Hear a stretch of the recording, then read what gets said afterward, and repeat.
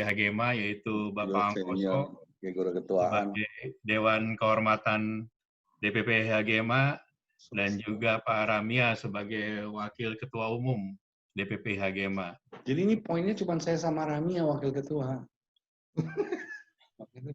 Oke, Pak Angkoso ini masuk suaranya Bapak. Iya nih, sekarang nggak, gue grogi tau nggak? Ada Pak Dino, ada Pak Rima, profesor, ada Profesor Arif, jadi grogi. Gue nggak pernah grogi kayak gini. Saya ini kan cuma pekerja Pak, pekerja kuli Pak. Oke. Sambutan pertama kami berikan kepada Bapak Ali Hidayat sebagai Ali Hidayat, my God, Profesor Ali Hidayat. Silakan Pak Ali, waktu dan tempat kami persilakan Pak. Jadi kalau gue Pak Ali masih ke mute, Pak Ali. Pak Ali di unmute dulu.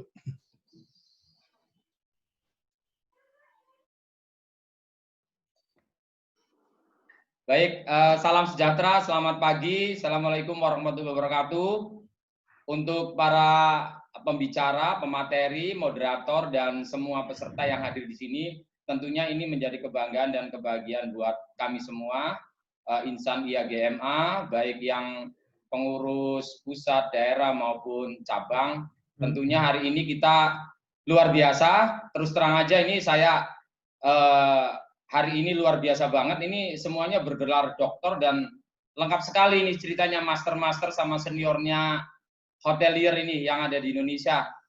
Saya ucapkan selamat datang, salam hormat saya sebagai Wakil Sekretaris Jenderal IAGMA, DPP IAGMA, Bapak Angkoso Sukadari CHA.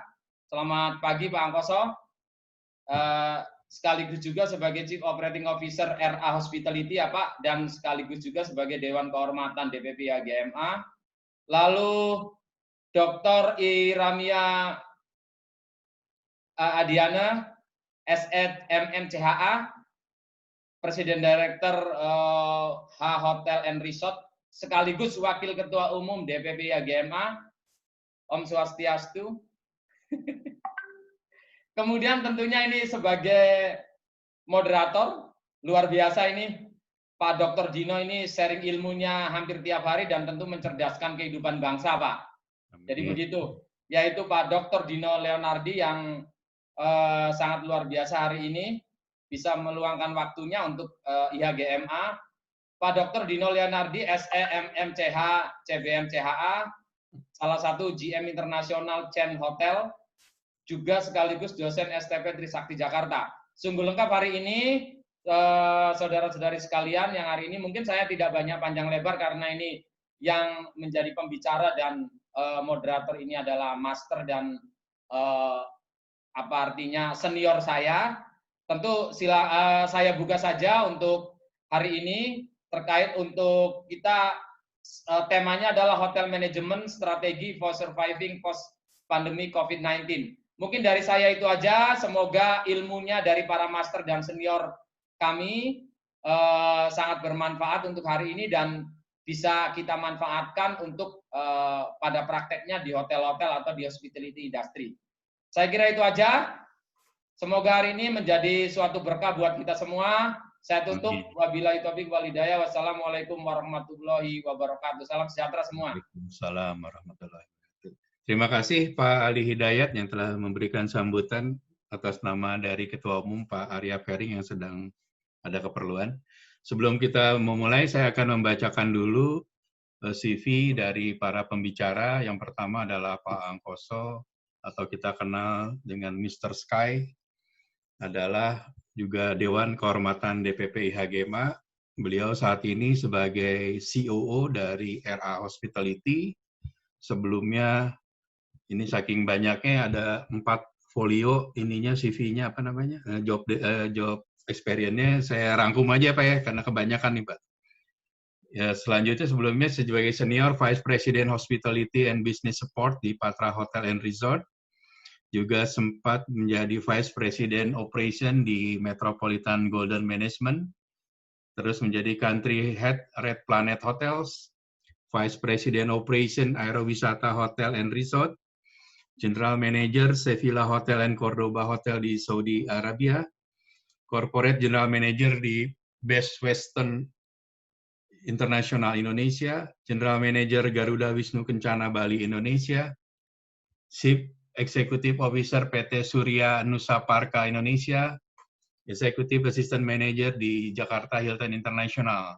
Dan yang tidak kalah juga CV-nya adalah dari rekan kita, Bapak Imade Ramia Adiana SE MMCH, sebagai Wakil Ketua Umum DPP IHGMA, dengan educational background di Udiknas, mengambil MM, jurusan Marketing Management, di STIMI Handayani Denpasar, Bachelor of Economy Management, dengan jurusan Business Tourism. Pengalamannya di Edge Sovereign Bali sebagai General Manager, juga sebelumnya di Absolute River Hotel and Resort, Vice President Business Development Indonesia, Furama Villa Spa Ubud, Villas and Spa General Manager juga, sebagai Resident Manager di Kamandalu Resort and Spa, juga pernah di Arma Museum and Resort Management Marketing Consultant, di Melia Bali, Villas and Spa Resort sebagai Director of Sales, di Le Meridian Nirwana Golf and Spa Resort Bali, dimulai dari Villa Manager, Sales hingga Director of Sales, dan yang terakhir di Bali Padma Hotel. Saya melihat sekarang alhamdulillah terjadi euforia lanjut pendidikan di kalangan GM, banyak GM-GM sekarang yang sekolah lagi, mengambil mulai dari D4, ngambil pasca sarjana, seperti di Jakarta itu hampir 30% para GM sekarang mengambil program alih jenjang, dari mulai D4 hingga pasca sarjana MM-PAR. Kebetulan banyak di STP Trisakti salah satunya ya. Alih jenjang ini memang diinisiasi oleh Ibu Wita sebagai Ketua IHGMA, begitu bareng sama saya menghadap ke STP Trisakti, dan kita bikin program alih jenjang untuk para GM dan HOD-HOD-nya. Di kota lain pun terjadi, di Bandung beberapa GM di Jawa Barat juga menimba ilmu di UNWIM, Universitas Winaya Mukti, mengambil program S1 dan S2. Begitu juga di Bali, beberapa GM sudah menjadi kandidat doktor, termasuk Pak Ramia ini adalah kandidat doktor dari Universitas Udayana, dan beberapa kota lain di Indonesia juga terjadi euforia pendidikan bagi para GM, dan ini menjadi satu hal yang positif. Semoga ke depan menjadi sinergi dengan dosen-dosen saat ini di kampus sebagai akademisi murni, dan para GM sebagai praktisi yang mungkin nanti akan menambah riset penelitian pariwisata Indonesia yang saat ini masih tertinggal jauh dengan negara tetangga seperti Malaysia dan Hong Kong. Untuk mempersingkat waktu, kami persilakan terlebih dahulu Bapak Angkoso Sukadari menyampaikan presentasinya. Waktunya 15 menit, Bapak. Kami persilakan Pak Angkoso Sukadari. Di unmute mungkin Mas Yoko. Ya, okay. Silakan Pak Yoko, Pak Angkoso. Mungkin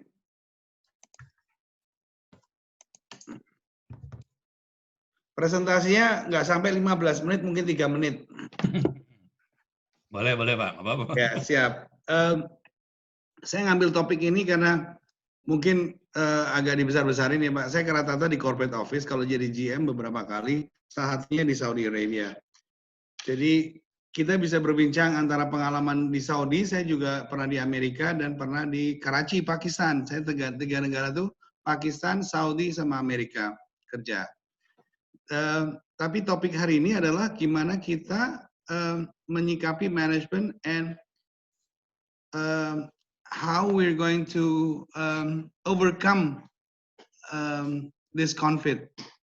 Kalau kita bilang ya COVID ini akan sekarang ini merugikan semua orang, enggak merugikan, menarik mundur semua kerjaan kita. Yang harusnya kita maju jalan 100 km per jam, sekarang mungkin 40. Tapi we have to take it as a challenge. Kalau menurut saya, this COVID-19 is not going to go away. It's going to be for another 2-3 years. And we have to survive. Your owner kalian harus very strong in taking care of this. Tapi ada hikmahnya rupanya. COVID ini buat saya banyak sekali hikmahnya. Karena I can downsizing semua pelajaran atau seminar yang kita pernah kerjakan atau kita pernah sampaikan, ternyata, oh ini this is the test ground for everyone. My presentation ada di sini semua. Nanti if you want to get a copy, you can always get a copy. If you want to have a special session, I'm ready for a special session. Tapi tema saya adalah management in the 21st century. 21st century, like it or not, 2020 tidak kita predict bahwa there is going to be this epidemic atau pandemi. My subject will be,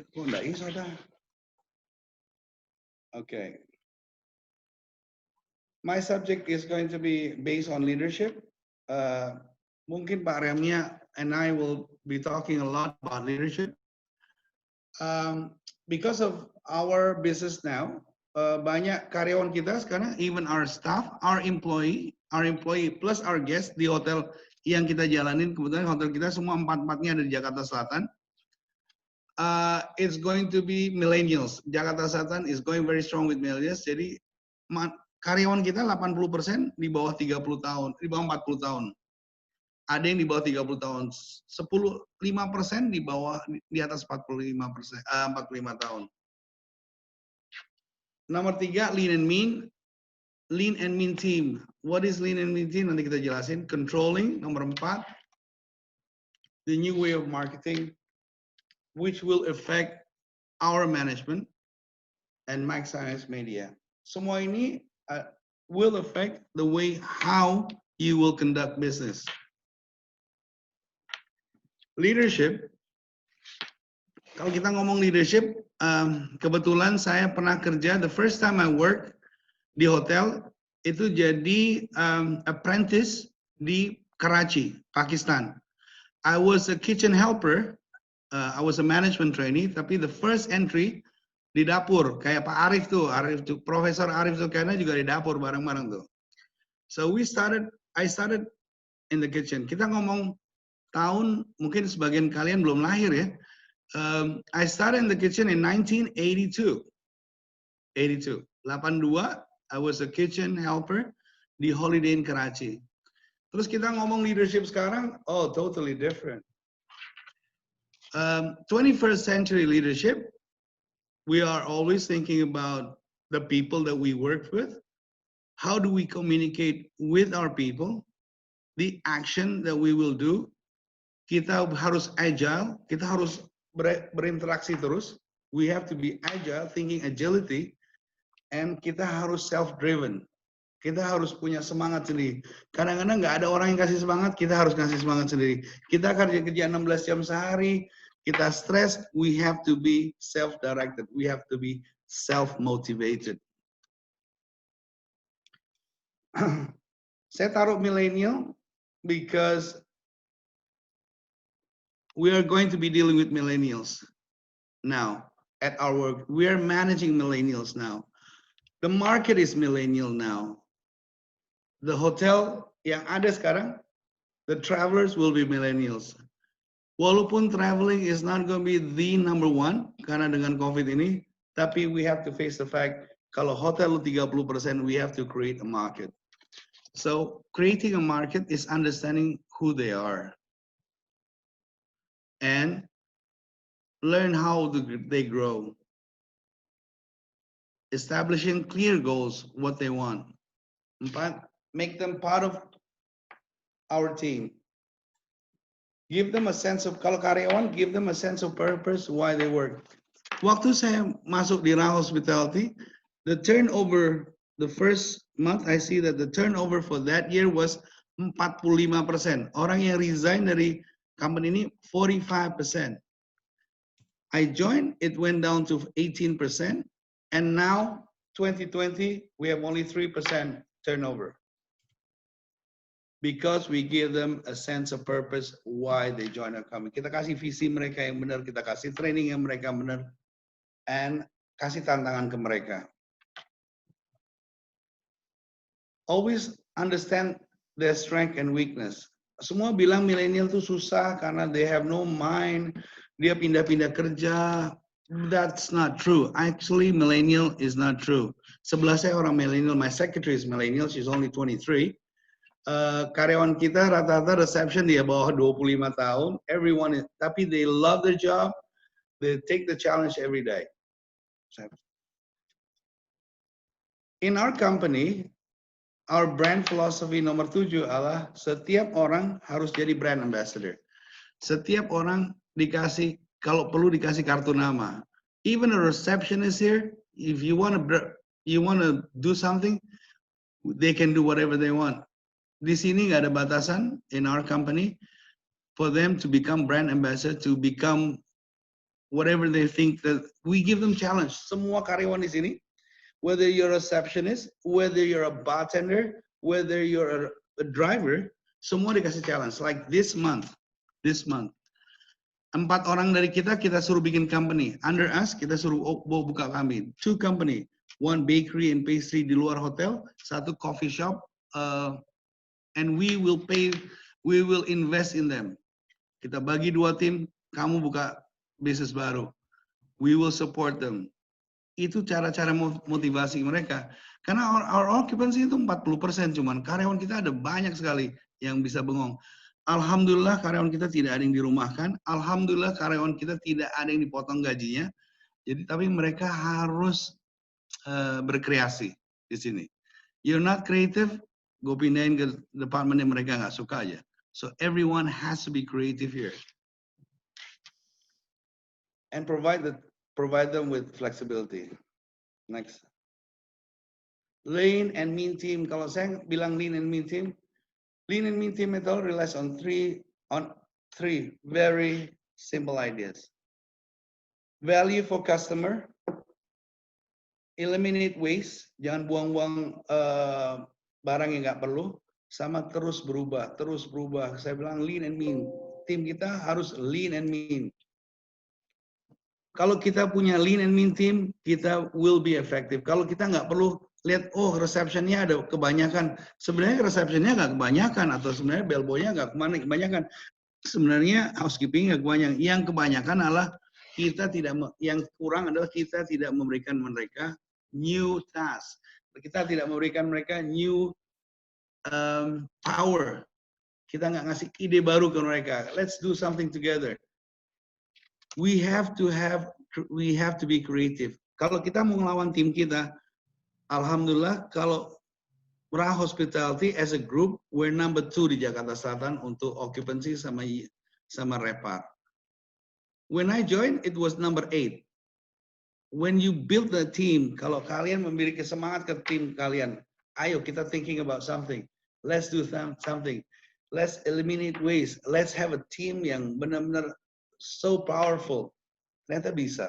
I feel that when you deliver your customer perspective, you eliminate waste, and you have a continuous improvement all the time. Tim-tim kita ini setiap hari bersemangat untuk masuk kerja. Kita punya meeting GSM setiap bulan. Kita ada, what do you call that? Lost time. Kita lost time of work itu dari telat, dari tidak masuk kerja, dari sakit. 1 bulan hanya 4 hari lost time. Dari jumlah karyawan 120, 4 days of lost time for the whole entire hotel. Dari telat, dijumlahin telatnya, tidak masuk karena sakit. Jadi anak-anak di sini tuh semangat, diberi semangat untuk kerja. That's the circle. Saya nggak mau ngomongin banyak tentang controlling, karena ini faknya Pak Dino sama Pak Ramya. Jago-jagonya controlling, but controlling is making sure that your profit and loss is in par. Using the 5 right. Well, next subject that I want to elaborate is maximizing social media. 4 karyawan kita, I will just giving example. Kalau saya interview karyawan, dia social media pakai apa? Instagram. Follower lo berapa? Saya followernya 1000, saya followernya 2000. I look at that. 4 karyawan kita punya follower hampir 20.000 per orangnya. I like them. They're absolutely our ambassador for the company. Karena they will post anything that they feel like doing it, and we encourage them to post. So maximizing social media buat saya penting banget. Why is important? Brand awareness. Dua, cost effective. You don't pay for advertising. Sekarang advertising is very, very expensive. Dengan maximizing your social media, our assistant marketing communication, Daphne, is only 25 years old. She is very effective. Engage with your customer. Improve brand loyalty. I think we need to not elaborate this, but loyalty, 80% of our returning guests selama COVID ini are because they're loyal to us, 80%. My month to date during COVID is 43%. We're not good, but we're not bad, 43%. Marketplace awareness, we all know that, increased traffic. The more your social media is improved, the traffic is getting better. Cuman mau elaborate aja, what's using what, total population, who's using social media, and what is the active social media. If you look at the number, yang paling aktif itu ya sekarang ini 25 ke 34 using email, sama using webmail 77%. Surprisingly kita Indonesia, saya baca terakhir, but we're even doing the same using smartphone, nggak kalah sama Amerika. We are all using smartphone. If you look at this, ranking of top apps in March 2020, TikTok, WhatsApp, Facebook, Zoom, Netflix.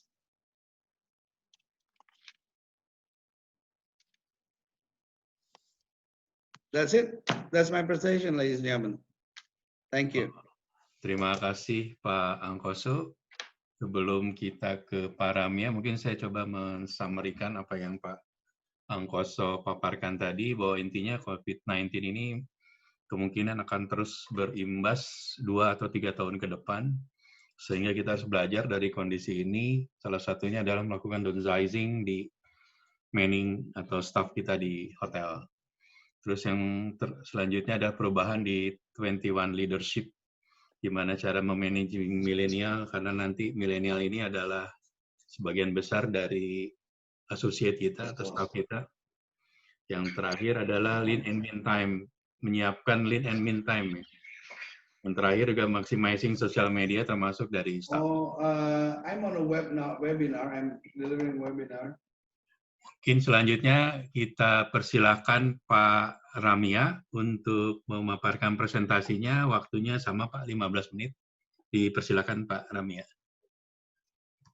Baik, terima kasih Pak Moderator, Pak Dino, Dr. Dino ya. Jadi terima kasih sekali. Hari ini saya diberikan kesempatan untuk sharing sedikit terkait dengan strategi-strategi yang dilakukan oleh teman-teman kita, terutama di Bali, bagaimana kita survive di era COVID ini. Sebelumnya izinkan saya menyapa teman-teman kita dari seluruh Indonesia.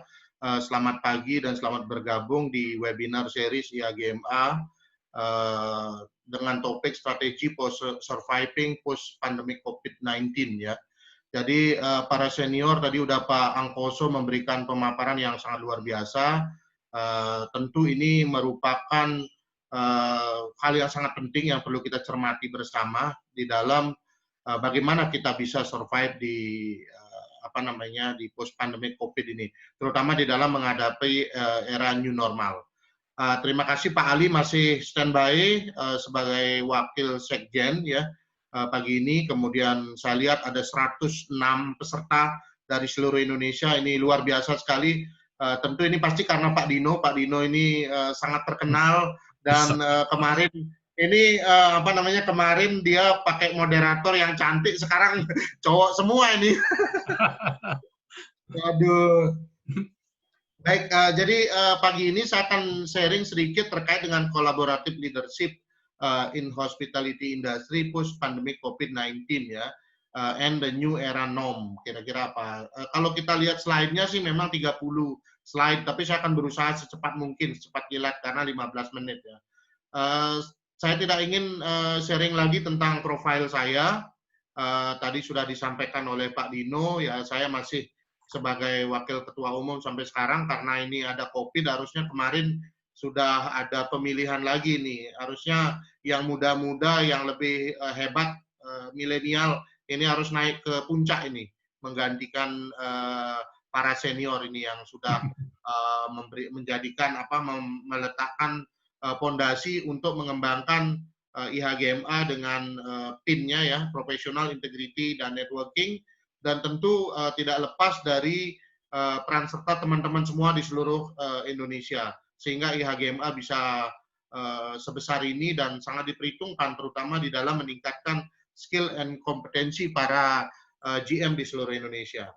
Nah, kita berbicara leadership ya, leadership itu adalah hal yang sangat penting dari function of management, di mana tugasnya itu adalah lead people ya, leading people, kemudian maximizing the result dan sebagainya, di mana lebih banyak dia adalah influencing, motivating. Ini dua kata yang mesti harus dicamkan oleh seorang leader.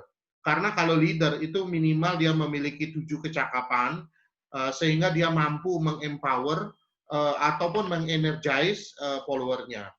Jadi kalau kita lihat ada 7 kecakapan itu, yang pertama itu adalah terkait dengan soft skill, kemudian technical skill ya, ada communication skill, managerial skill, design skill, conceptual skill, dan tentu yang terakhir karena kita hidup di Indonesia ya spiritual skill. Ini yang membedakan kita, orang-orang kita dengan teman-teman kita dari Singapura ya.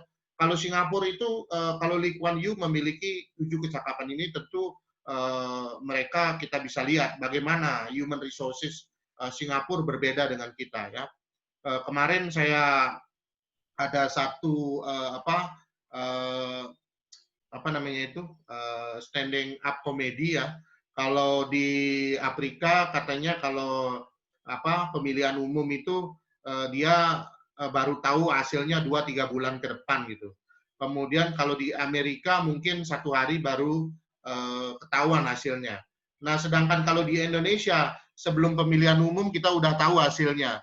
Nah, artinya apa ini? Tentu kita ini satu bisa menjadi penghinaan buat kita, terutama apakah terkait dengan human resources-nya dan sebagainya. Nah, kita harus belajar dari teman kita, tetangga kita di Singapura terkait dengan bagaimana menjadi seorang leader yang profesional ya, memiliki integritas dan memiliki communication skill yang melebihi dari yang lain. Lanjut, Pak. Script. Next. Nah, Peter Drucker di sini menyampaikan bahwa leadership is shifting of own vision to a higher side. Kemudian, the rising of man performance to higher standard, the building of man personality beyond its normal limitation. Nah, kalau kita lihat apa yang disampaikan Peter Drucker ini, bahwa sebagai GM itu not only to be seen, tapi to see ya, to see and to be seen. Kita harus ada di hotel sebelum staf kita datang, kemudian kita harus pulang setelah tim kita datang. Jadi we have to make sure that all the process itu that is the GM ya. Jadi seorang leader memastikan bahwa anak buah kita mereka sudah pergi dulu, kemudian pekerjaannya selesai, baru kita boleh meninggalkan lokasi. Walaupun kadang-kadang sebagai GM kita selalu pretend to be busy gitu ya, pretend to be busy. Dan ini ya mungkin because of our position, sehingga tugas kita itu adalah entertaining lebih banyak. Ya walaupun tugasnya adalah untuk building customer relationship, tetapi saya kira sebagai general manager yang memiliki kapabilitas dan juga target yang jelas dari owner, tentu ini akan merupakan contoh bagaimana kita menjadi leading by example ketika kita memimpin sebuah perusahaan. Sebagai GM, saya selalu menerapkan 3 manajemen function ya. Yang pertama itu adalah sales marketing, karena apa? Where we got the GOP. Yang kedua itu adalah finance ya. Ketika kita tanda tangan PR atau PO, maka that is our cost. Jadi we have to make sure that we have to manage our cost. Kemudian yang ketiga itu adalah human resources. Jadi ketiga hal ini sangat penting sebagai GM karena ketika human resources sekarang mungkin orang sudah lebih banyak menyebutnya sebagai talent and culture department. Karena apa? Talentnya yang kita develop. Bukan lagi personal manager, bukan lagi human resources manager, tetapi talent and culture department. Sehingga performance ataupun corporate culture kita bisa meningkat seiring dengan perkembangan dan kemajuan ilmu dan teknologi. Nah, siapa yang disebut sebagai leader? Leader is one that lead or guide. Jadi tugas kita adalah memimpin di depan ya. Tapi kalau saya lebih kolaboratif leader itu lebih kepada bagaimana istilahnya si Albert Camus ya. Do not walk behind me, I may not lead. Don't walk in front of me, I may not follow. Just walk beside me and be my friend. That is the key of collaborative. Karena sekarang apa? Success equal to IQ plus EQ plus SQ plus CQ. CQ-nya itu adalah collaborative intelligence, ya. Sehingga ke depan teman-teman kita ini harus lebih memaksimalkan yang namanya collaborative intelligence. Sehingga kita akan be different. Kemudian kita memiliki competitive advantage. Kemudian memiliki comparative advantage supaya kita mampu bersaing secara global. Jadi bukan sebagai leader di rumah sendiri aja, sebagai kayak ini ya, sebagai jagoan di kandang ya. Jadi kita harus menyerang yang sering kita sebut dengan offensive strategi. Ini tujuannya kenapa IHGMA itu didirikan di awal, karena kita tidak mau menjadi sebagai kacung aja di negeri sendiri, tetapi kita ingin menjadi tuan rumah di negeri sendiri, terutama di puncak-puncak posisi yang ada di hospitality industry. Kemudian one who is in charge or in command of others. Jadi tugas pemimpin itu adalah memberi komando yang lain sehingga yang lain mengikuti. Kemudian one who head a political party or organization. Forget it, we are not part of that organization. Kemudian one who has influence or power, especially of a political nature. Jadi walaupun kita tidak berpolitik, tetapi demi kebesaran asosiasi, terutama kita berbicara link and match. Ketika pemerintah memiliki program kerja terkait dengan meningkatkan kompetensi sumber daya manusia di bidang pariwisata, maka mau tidak mau kita juga harus bersentuhan dengan politician. Karena apa? Kita ingin di-empower, dihargai, kemudian karena sebetulnya politik itu adalah salah satu alat untuk mencapai tujuan dan kebaikan bersama. Without politik, we cannot be big, ya, we cannot be changed dan sebagainya. Lanjut. Nah, kemudian tentu ini sudah biasa ya, karakteristik of leadership, jadi memiliki empathy, konsistensi, honesty, kemudian mampu memberikan direction, dan tentu yang paling penting dari seorang pemimpin itu adalah communication skill.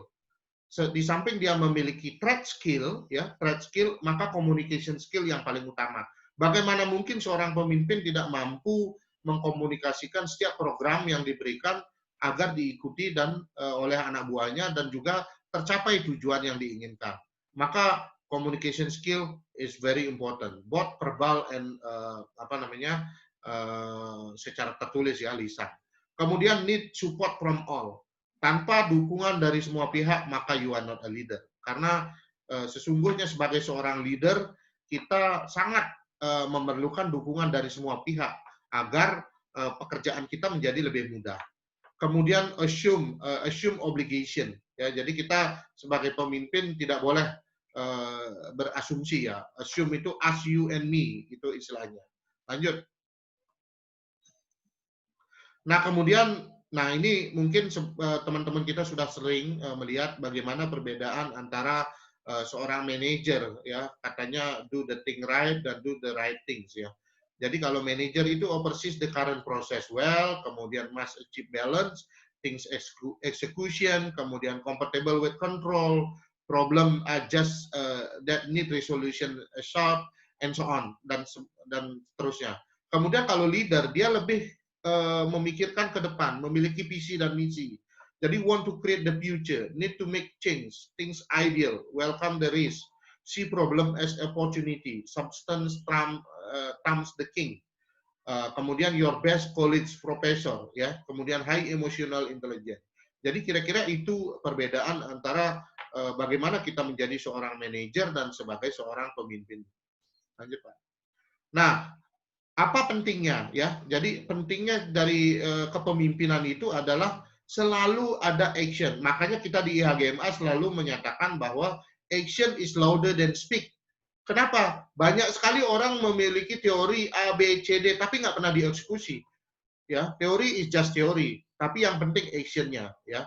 Jadi initiate action, kemudian motivation, ya. Jangan kita menyalahkan aja staff kita tidak mencapai target, tetapi what you have done for them, did you motivate them, dan sebagainya. Kemudian selalu menyiapkan, providing guidance. Kita menyiapkan apa yang dibutuhkan. In order to achieve this goal, what I can do for you? How can I help you to achieve your target, dan sebagainya. Kemudian selalu ada coordination, ya, creating confidence, ya, supaya mereka yakin bahwa dia in the right track. Kemudian dia supported, ya, dia selalu diberikan bantuan. We always help them and give them and offering help, ya. Kemudian effective planning and inspiration, ya. 90% of success is depend on the planning. Jadi semua apapun yang kita lakukan sebagai seorang pemimpin harus selalu ada planning. Jadi plan, do, check, and action, ya. Kemudian inspiration and motivation. I think this is very common sebagai seorang pemimpin. Tidak hanya uang, tetapi dengan tepuan di pundak itu akan sangat berarti bagi mereka yang menjadi tim kita di lapangan. Lanjut. Nah, kemudian role of leader. A role of leader is always to ensure his or team achieve the task in hand. But an effective leader will also ensure they meet more subtle requirement. Jadi mereka akan lebih kepada strong focus, ya, integrity, memiliki good engagement with others, kemudian looking at the bigger pictures, ya, kemudian resourcefulness, organization cloud, dan effective communication. Nah, inilah peran beratnya seorang pemimpin. Seperti kita ketahui, IHGMA, saya yakin teman-teman semua, tugas kita itu adalah membuka hotel, ya. Membuka hotel. Ketika membuka hotel, semuanya sudah tersiapkan. Nah, sekarang ini adalah pelajaran yang sangat berharga, di mana kita diminta untuk case study-nya itu adalah bagaimana menutup hotel. It's not easy, ya. Semuanya akhirnya happening with that seperti angin berlalu. Nah, sekarang kita menghadapi situasi di mana COVID-19 yang sangat mengguncang dan sangat mempengaruhi industri pariwisata, terutama di Bali, ya, yang 90% menggantungkan hidupnya dari pariwisata, dan malah sekarang kita di Bali ini seolah-olah disalahkan. Karena apa? Karena pariwisata itu 76% dari PDB Bali. Nah, sekarang karena pariwisata bankrupt, ya, saya bilang down, ya, pariwisata malah disalahkan bahwa ke depan pariwisata ini tidak lagi akan dijadikan sebagai tulang punggung ekonomi Bali. Karena apa? Sebetulnya pariwisata ini sektor ketiga ataupun tersier. Harusnya pariwisata ini sebagai sektor kedua setelah pertanian dan perikanan itu di Bali. Karena pertanian masih mendominasi sebagai tulang punggung kehidupan masyarakat Bali. Lanjut. Pak Rami, 2 menit lagi ya, maaf. Ya, baik. Jadi saya akan harus cepat ini. Jadi managerial leadership itu adalah mempengaruhi di organisasi. Kenapa? Karena mereka memimpin leading affect the moral, leading is the key to effective communication, leading effectively contribute more to the bottom line. Terus, lanjut. Lanjut, Pak. Nah, kemudian new norm sedikit, lanjut terus. Nah, ini dampak yang diakibatkan oleh industri pariwisata di Indonesia, ya, ini dari Kementerian Pariwisata. Banyak sekali industri followernya yang juga terkena dampak akibat daripada COVID-19. Lanjut. Nah, kira-kira apa yang dilakukan industri pariwisata menghadapi pandemi ini? Lanjut. Nah, ini Survival strategi yang kita terapkan di Bali itu mengacu kepada John Darkin ya, bahwa kita draw down any committed lines of credit ya, kemudian menegosiasikan semua utang-utang AP dan sebagainya, kemudian kita stop PRPO ya, kemudian melakukan renegotiation tentang inventory, stop capex dan sebagainya. Ini adalah dari John Darkin yang kita terapkan dan ini sangat tepat sekali. Ternyata apa yang disampaikan oleh John Darkin ini pas ketika kita melakukan strategi bertahan ketika COVID-19 yang menerjang pariwisata di Bali. Kemudian delay, reduce, and cancel capex. Lanjut Pak.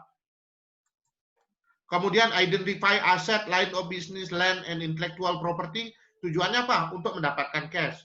Kemudian refinance debt, get an interest and or principal holiday. Reduce or delay tax payment. Kita nego ini. PLN, BPJS, semua kita nego. Tujuannya apa? Supaya kita bisa bertahan lebih lama. Kemudian kita look for government handout. Saya sudah teriak-teriak di media untuk minta bantuan bailout, karena tanpa bailout kita akan mati lebih awal. Kenapa? Karena expense yang kita keluarkan jauh lebih besar ketika kita berbicara ada revenue. Nah sekarang ini sama sekali tidak ada sentuhan dari pemerintah pusat, pemerintah daerah, maka kita tinggal menunggu waktu aja nih. Kalau seandainya ini di-drag sampai bulan September sampai Oktober, maka lihatlah gelombang PHK, lihatlah bagaimana teman-teman kita akan menutup hotel-hotelnya. Karena kita sangat penting melihat peran serta pemerintah harus hadir ketika kita akan kembali ke operasional. Lanjut. Nah, sekarang yang menjadi raja itu adalah yang memiliki cash. Sehingga cash, ketika Bapak Ibu memiliki cash, aturlah dengan baik. Karena dengan cash ini you can survive. Nah, apa yang dilakukan teman-teman kita di Bali, salah satunya saya, adalah melakukan tactical selling during crisis. Apa? Menjual voucher, ya.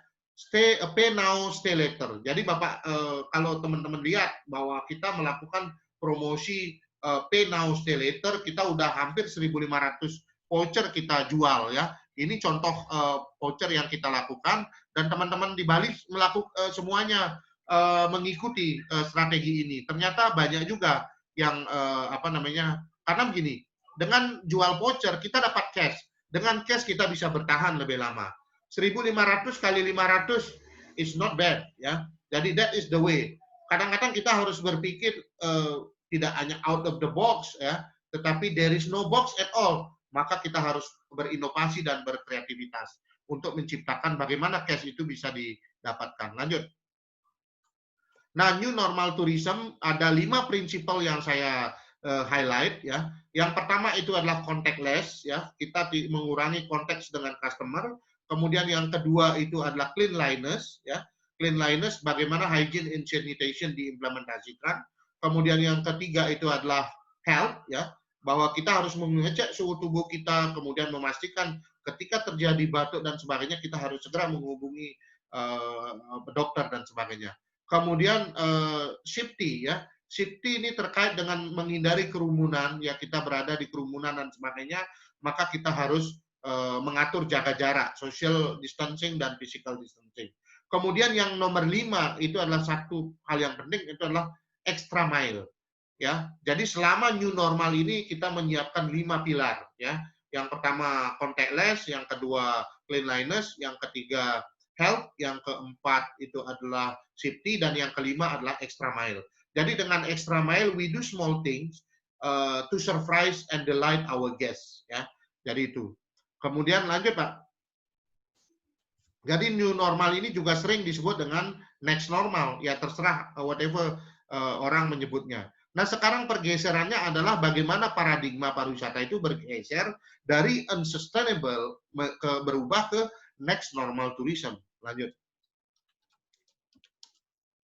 Nah, kira-kira ini perkembangan shifting tourism paradigm, ya. Jadi menurut Profesor Asari, ya, bahwa sebelumnya quantity lebih ke fokus ke quantity tourism, di mana itu lebih ke mass and tangible, yang sering kita sebut unsustainable. Karena apa? Fokusnya ke nature large scale, sun, sand, and sea. Ini tahun 80-an. Kemudian berubah menjadi special interest, yang disebut dengan alternative tourism. Orang lebih fokus kepada social culture, small scale security. Ini terjadi 1980 sampai 2010. Kemudian quality tourism, ya. Di tahun 2010 sampai 2020 pergeserannya itu orang lebih mencari apa? Serenity, spirituality, dan sustainability. Nah sekarang next normal, kira-kira fokusnya kemana? Lebih ke safety atau safeguarding, surprise, and self-development. Jadi itu adalah tahun 2000. Kira-kira di sini akan shiftingnya. Ya, lanjut. Nah kemudian akan terjadi pergeseran perilaku wisatawan juga. Jadi from meeting basic need to fulfilling the self-development. Ya, lanjut. Nah, kira-kira di sini ya, tahun 1960 sampai 70 itu ada meeting basic need. Jadi orang lebih mencari alam ya, nature tourism yaitu nature and tourism, heritage tourism ya, orang mengunjungi museum dan heritage center. Kemudian setelah itu ada creating distinction. Bagaimana culture tourism ini tahun 1980 ke 2000 orang mencari apa? Lebih kepada kembali ke budaya mereka. Kemudian ada creative and lifestyle tourism. Tahun 2000-an itu boomingnya orang film ya, media entertainment, creative event, boutiques, cafe fashion dan sebagainya. Nah, sekarang di di tahun ketika kita berbicara fulfilling self development, maka di sini lebih kepada small size enterprises, kemudian kita akan berfokus kepada domestic tourist, dan tentu di sini yang dipentingkan itu adalah best experience yang didapat karena we selling experience kepada mereka. Ini lebih kepada responsible. Jadi enjoy, respect, and responsible ya. Itu di fulfilling self development. Lanjut. Nah, ini mungkin nggak perlu ya karena terlalu akademik. Lanjut. Nah, fokus daya saing pariwisata kita, adanya perbaikan pada kelemahan daya saing pariwisata kita, yaitu healthy and hygiene, sanitation, security, safety, environmental sustainability, tourism service infrastructure. Lanjut. Kemudian fokus daya tarik ya. Selain daya tarik yang memiliki keunikan dan authenticity, tentu kearifan lokal ya. Ini syaratnya apa? Harus memiliki daya tarik, bukan atraksi. Jadi daya tariknya itu harus memiliki uniqueness dan authenticity, dan tentu back to nature nantinya. Lanjut. Nah, ini adalah beberapa skema yang kita di Bali coba letakkan, bahwa pariwisata ke depan akan lebih kepada back to authenticity, back to nature, and back to culture.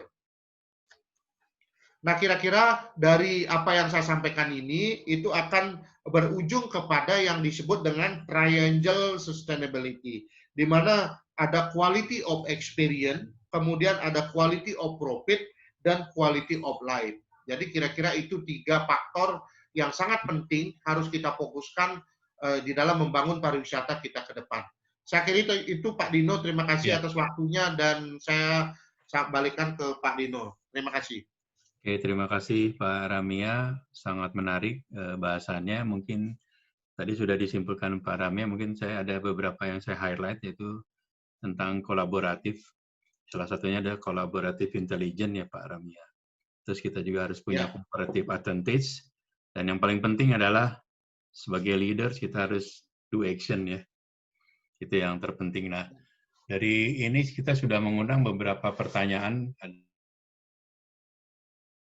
Ada 3 pertanyaan, dan yang ini cukup juga mewakili dari presentasi Bapak-Bapak itu. Yang pertama dari Pak Putra dari Sangtu Villa buat Pak Angkoso. Saat ini banyak perusahaan menganggap bahwa karyawan milenial adalah karyawan memiliki kompetensi dan kapasitas tinggi yang bisa melakukan hal banyak atau multitasking. Tapi di satu sisi biasanya milenial suka akan kebebasan, asertif, cepat bosan. Dalam hal ini, adakah strategi khusus atau pendekatan khusus dalam menghadapi karyawan yang berkarakter yang dimiliki milenial ini? Mungkin Pak Ang bisa menjawabnya. Pak Ang, dipersilakan. Tuan, anak saya milenial juga, Pak. Bukan kolonial ya, Pak ya? Ya, malah ganti-ganti pacar terus, Pak. Ya, anak milenial tuh unpredictable because they keep on changing. Tapi surprisingly, Pak, di sini Waktu saya masuk tadi saya jelasin saya punya 45% turnover. Same staff. Di bawah 25, di bawah 30 tahun. This year, turnovernya dari tahun lalu ke tahun ini cuma 4 atau 5%, maybe 5%, maximum 5%. Terus rahasianya apa sih kok mereka nggak mau resign? Saya minta kok, saya bilang sama HR ini nggak normal ini. Turnover tuh 20% masih sehat loh. Kalau 5% malah nggak sehat, ini nggak ada yang mau resign. Aduh, pusing. Ini milenial sebelah saya nggak mau resign juga. Kenapa sih? Lu resign dong, cari tempat lain. Nggak, saya happy di sini, Pak. Aneh, gue bilang. Milenial tempat lain mau pindah-pindah terus. Ini udah 2 tahun kagak ada yang mau pindah. Gue bilang, kenapa nih? You know, because I think di sini milenial dikasih target, bos. Every year, I think Bonaventura juga suka ini. Setiap karyawan di sini harus punya training passport. They have a training passport. Kalau lo nyampe training passport 52 jam setahun, lo dapat duit, bos. Terus kalau setiap anak di sini dikasih proyek, kayak bulan ini kita buka coffee shop, kita modalin, kita kasih modal, lu buka coffee shop, berapa modalnya? 40 juta. Iya deh, gue modalin 40 juta. Kalau untung bagi-bagi ya. Daripada bengong, bos. Kita overstaff, men. Daripada dipecat, kasihan, bos. Dipecat. Daripada mencat, ngerumahin cuma dapat 50%, kenapa kita nggak buka bisnis sama mereka? Tapi mereka still under our payroll. Digaji, dikasih bisnis. Enak nggak sih tuh? Wah, enak nggak, ada. Terus kita bikin bakery sama pastry. Di luar hotel. Kita bikin bakery pastry. They have to be encouraged. Ide-ide mereka harus diterima. You know, it's so exciting kalau dengar mereka ngomong. Sebenarnya mereka ngomong nggak banyak, Mas. Modalnya kecil kadang-kadang. Lu modal gitu aja kagak punya, kayak orang miskin lu, gue bilang. Gue modalin nih. Nah, they are so good. I mean, millennial are so critical. Kalau menurut saya kritis banget mereka. Tapi kalau kita belajar dari mereka juga bisa. Jangan kita merasa pintar. Mereka juga pintar kok. Cuman mereka tuh kadang-kadang cara berpikir mereka tidak diarahkan. Milenial di sini rata-rata work here rata-rata 2-3 tahun. Sekarang tahun ini saya minta kok nggak ada yang resign ya bulan ini. Aneh kok nggak ada yang mau resign. Tahun lalu nggak ada yang mau resign. Ini milenial tempe, gue bilang, lu milenial tempe, lu nggak ada yang resign, lu gue bilang, cari tempat kerjaan lain. Ada yang pindah 2 orang ke Marriott, Mas. Ada yang pindah ke Marriott 2 orang. I think it's in Oktober, Desember resign. Ya Allah. Dari Marriott malah resign, dari sini nggak resign kan? There must be something that we are doing right here. The secret, I don't know. Maybe Pak Dino mesti ke sini, Pak. Kerja di sini, Pak. Atau Pak Putu aja sini, Pak. Ke sini, Pak. Makan di sini, Pak. Saya traktir, Pak. Kita cerita banyak, Pak Putu. Pak Yanto di Cirebon. Sini Mas Yanto, belajar sama saya lagi, Mas. Terima kasih Pak Ang. Mudah-mudahan Pak Putu dari Bali bisa menjawab pertanyaannya ya. Pak Putu main sini, Pak. Senang, Pak. Pak Putu ayo, Pak. Pertanyaan kedua buat Pak Ramia nih dari Ibu Ade Mardiah dari HGMA Jawa Barat sepertinya. Bu Ade ya. Akhir-akhir ini ada kecenderungan para JM kembali menempuh pendidikan sarjana, pasca dan sarjana dan pasca sarjana. Salah satu tujuannya adalah memiliki kemampuan sistematika berpikir dan analisis. Apakah ini sebagai dampak bahwa praktisi selama ini lemah dalam hal sistematika berpikir dan analisis? Bila demikian, apakah diperlukan materi berpikir analisis ini dimasukkan dalam kurikulum pariwisata? Ya, mungkin Pak Ramia juga cocok kan sebagai akademisi juga, mungkin bisa dijawab Pak Ramia. Baik, terima kasih Pak Dino. Saya kira kalau kita lihat dari aspek filsafat ilmu, ya, kalau kita baca secara epistemologi, bahwa pariwisata itu kan kita dipecah menjadi 2 mainstream, ya. Jadi ada pariwisata itu kelompok tourism study sama kelompok tourism science. Kelompok tourism study ini lebih kepada applied science, di mana teman-teman kita kalau seperti Poltekpar dan sebagainya, tugasnya itu adalah menyiapkan tenaga-tenaga profesional di bidang pariwisata. Nah, tentu kalau kita bicara, tentu di sini analytical thinking diperlukan sangat kecil sekali.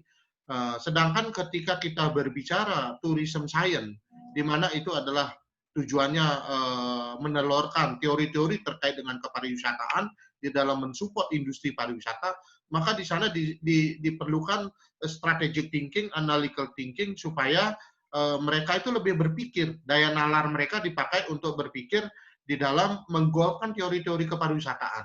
Nah, ini sangat penting. Nah, tentu di industri pariwisata yang sering kita sebut dengan applied science, juga sangat penting melakukan analytical thinking ketika kita berbicara bisnis, ya, karena kita langsung terlibat di sana.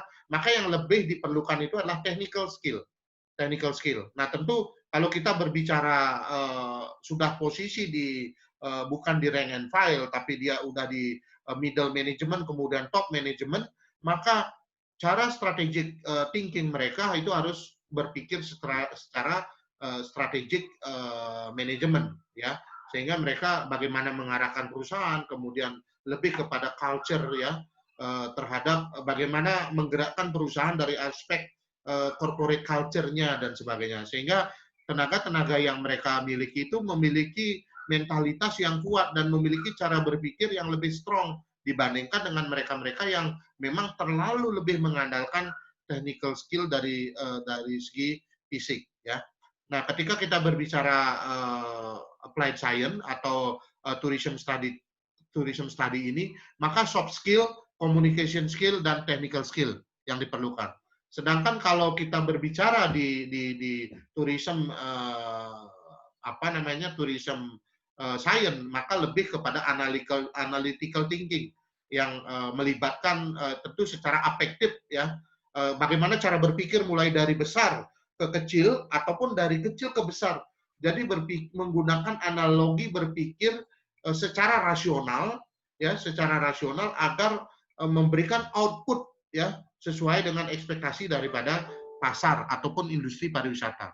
Saya kira itu, Pak Dino. Wah, beda jawabannya. Kalau kandidat dokter jawabannya pakai logical thinking, ya, hebatnya, Pak. Untuk mungkin disertasinya sekalian di tourism bisnis, ya, Pak Ramia ini, ya.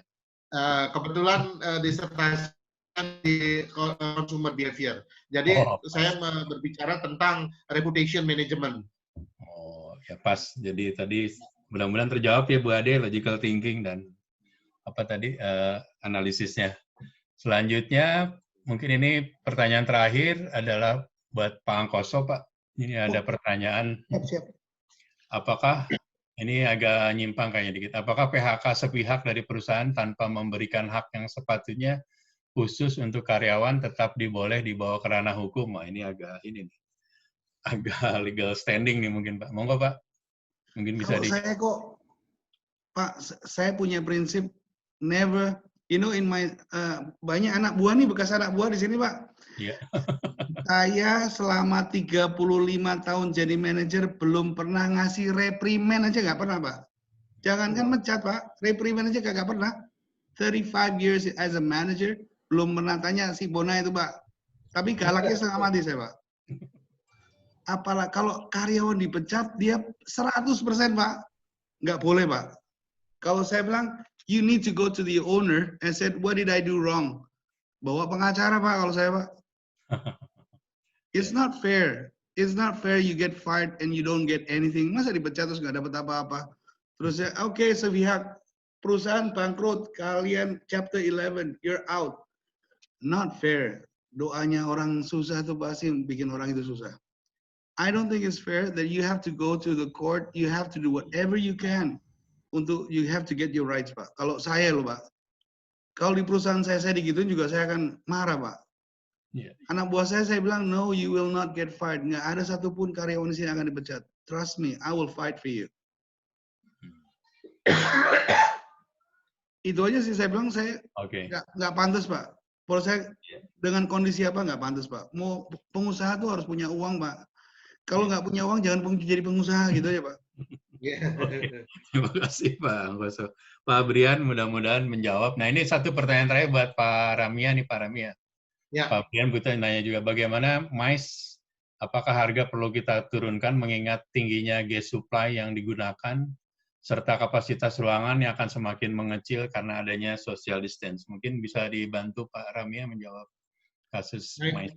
Baik, saya kira untuk situasi new normal, ya, Mais akan berubah paradigmanya, terutama dia akan mencari grup yang mungkin size-nya tidak terlalu besar. Kayak dulu kan ada 3.000, 5.000 dan sebagainya. Sekarang mungkin lebih yang bisa diakomodasi di venue yang tetap mengatur jarak 1 meter atau 1,5 meter, namun tidak sampai menimbulkan kekhawatiran karena terlalu banyaknya kerumunan massa ya. Karena tetap ketika kita mentarget mais, maka kita harus tetap melakukan queue management, seating management ya, kemudian crowding management dan sebagainya, itu harus tetap kita berlakukan. Karena kalau di Bali sendiri justru mais ini targetnya second. Kita coba membangun confidence melalui leisure ataupun FIT market dulu. Sehingga new normal ini bisa berjalan sampai akhirnya situasi benar-benar pulih, maka pada saat itu mungkin kita bisa target mais lebih gencar ataupun lebih agresif lagi. Saya kira itu Pak Dino, mais ini penting, tetapi menurut saya less urgent ketika kita berbicara situasi masih di new normal ataupun post pandemic COVID-19, Pak. Oke, terima kasih Pak Ramia. Bapak Ibu sekalian, kita tiba di penghujung acara ini. Sekali lagi kita kasih aplaus buat para pemapar, Bapak Angkoso Sky Sukadari, Bapak Ramia. Saya selaku moderator, mohon maaf jika ada kekurangan. Sekali lagi terima kasih, Jayalah IHGMA. Assalamualaikum warahmatullahi wabarakatuh. Terima kasih Pak Dino. Sampai jumpa. Terima kasih Pak. Ali, ya Ali, Terima kasih Pak Ali. Jaya pariwisata, tetap harus bangkit. Saya selalu ya GMA, Pak. Inan. Suksuma Pak Ramia, suksuma. Yanto. Kasih tangan Yanto. Pak Ramia. Suardi. Suksuma. Belum kita tutup, mungkin foto dulu, kita foto dari screen. Yang foto siapa Pak? Ini Pak Yoko, bisa bantu Pak Yoko? Ya, foto Pak Yoko. Ya. Pengusaha gitu, pengusaha punya uang. Oke, untuk grup 1, 1, 2, 3. Grup 2, kita ada berapa grup nih? Grup 2, 1, 2, 3. Grup 3, 1, 2, 3. Soeharto. Dan grup terakhir, silakan siap. 1, 2, 3. Oke, terima kasih Bapak Ibu semuanya. Terima kasih semua. Pak Ramia, makasih Pak Ramia. Terima kasih Pak. Pak Angkoso, Pak Ramia, Pak Ali. Salam keluarga di Bali. Terima kasih. Terima kasih Pak Ramia, Pak Angkoso, Pak Dino, Pak Joko, Iman, makasih. Pak Ali. Terima kasih semuanya. Terima kasih Bang, Pak Ramia, Pak Dino. Pak Angkoso, Pencerahannya sangat clear sekali dan manfaatnya semoga bermanfaat buat semua juga. Amin. Amin. Ya. Oke, Pak Ramia, Pak Ang, makasih ya, Pak Ali. Yuk, makasih. Kami salam di Bali. NH, Pak NH. See you guys again. Ya, kangen sama Bali. Pak Ali dicari Pak Hidayat. Pak Joko, apa kabar? Pak Andreas. Makasih Pak Ali. Pak Ali. Makasih, Pak Andreas. Pak Ali dicari Pak Hidayat. Ya. Sip ya. Yo, Oke, see you Pak. Semuanya Pak. Sehat selalu. Amin. Pak, sukses. Amin. Ya. Hey. Ragil, ada Ragil, Om Ragil. Hei, Pak Angkoso, Pak. Om Ragil.